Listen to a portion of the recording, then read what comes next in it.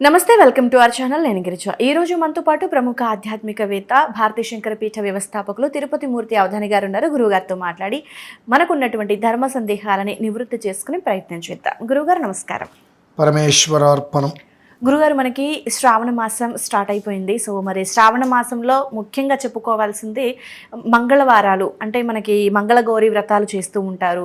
వివాహం అయినటువంటి వాళ్ళు, వివాహం కావాలి అని కోరుకునేటువంటి యువతి యువకులు. సో మరి ఈ వ్రతానికి సంబంధించి ఏమైనా నియమాలు ఉంటాయా? పూజా విధానం ఏంటి? ఒక్కసారి తెలియజేస్తారా? తప్పకుండా అమ్మ. శ్రావణం అంటే సౌభాగ్యానికి చిహ్నం, సౌఖ్యమునకి మూలం, సుఖజీవనానికి నాంది అని ఉంది. 2 యువకులు తీసేద్దాం, యువతులు మాత్రమే ఉపయోగం. వివాహం అయినటువంటి స్త్రీలు యావజ్జీవ సౌమంగళ్య సౌభాగ్యము అనేటువంటిది కోరుకొని కొన్ని సంవత్సరాలుగా, కొన్ని శతాబ్దాలుగా ఈ వ్రతాలు చేసుకుంటూ వస్తున్నారు. నన్ను అడిగితే ఈ వ్రతాలు చేయొద్దని చెప్తానండి. ఎందుకని గురుగారు? ఎందుకంటే భర్త బ్రతికుండగానే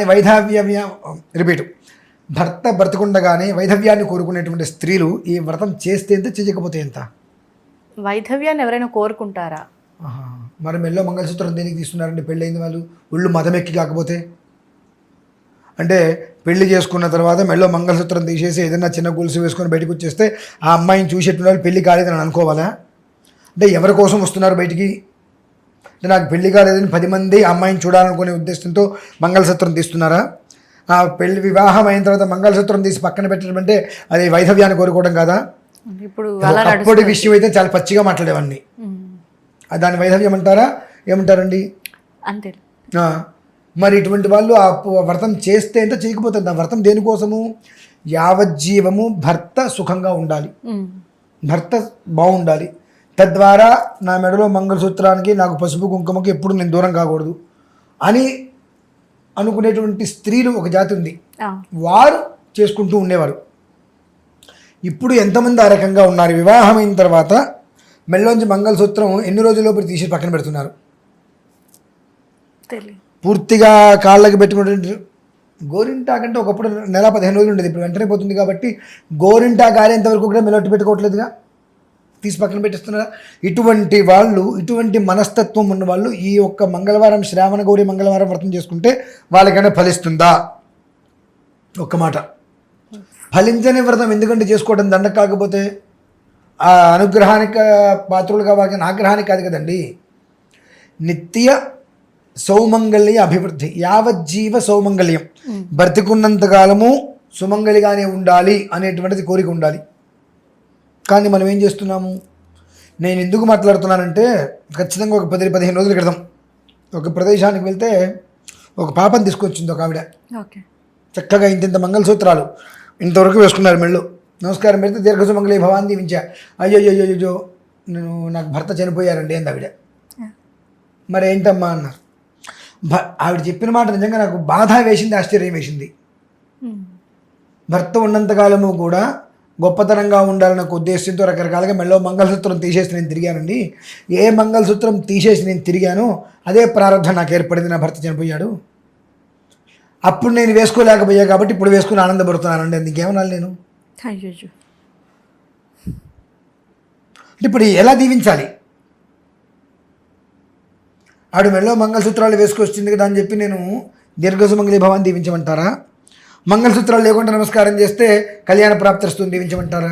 అసలు ఏం దీవించాలో ఆశీర్వచనం కూడా కన్ఫ్యూజన్ అయిపోతుంది. ఇటువంటి స్థితి ఉన్నప్పుడు మీరు ఈ ఒక్క శ్రావణ మంగళవారము అంటే సౌఖ్యానికి, శుభయోగానికి మూలం. అమ్మవారి యొక్క అనుగ్రహంతో, అమ్మవారి యొక్క ఆశీస్సులతో అకాల మరణం లేకుండా, వైధవ్యం లేకుండా జీవితకాలము కూడా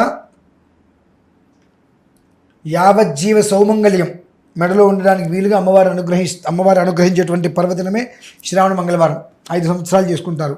చాలామంది ఉద్యాపన అయిపోయిన తర్వాత అక్కర్లేదు అనుకుంటారు. ఉద్యాపనతో సంబంధం లేదమ్మా. నువ్వు బ్రతుకున్నంత కాలము, సంవత్సరానికి ఒకసారి వచ్చేటువంటి ఈ శ్రావణ మాసంలో అమ్మవారిని అర్చన చేసుకోవడమే నీ ధర్మం, నీ ధ్యేయం, నీ విధానమే అది. ఆ 4 వారాలు 5 వారాలు చేసుకో. ఉద్యాపన అయిపోయింది కాబట్టి నేను చేసుకోను, నాకు అవసరం లేదు. ఎవరు చెప్పారు అవసరం లేదని చెప్పి? ఎవరు చెప్పరా, నువ్వు అనుకున్నావు 5 చాలు అని చెప్పి. నిజంగా 5 చాలు అనుకుంటే నీకు ఏదో ఒక మంగళవారం రోజు నాడు ఆటంకం వచ్చి 6, 7, 8, 9, 10 కూడా నువ్వు చేసుకుంటున్నావుగా. అవును. నీకు ఆటంకాలు ఎందుకు వస్తున్నాయి? నీకు సమయం కాని సమయంలో ఆటంకం వస్తుంది. ఎందుకు వస్తుంది? నీ కర్మ ప్రారంభం కాదు అదంతా. నాకు ఇది చాలు నువ్వు అనుకుంటున్నావు, అది విధానం.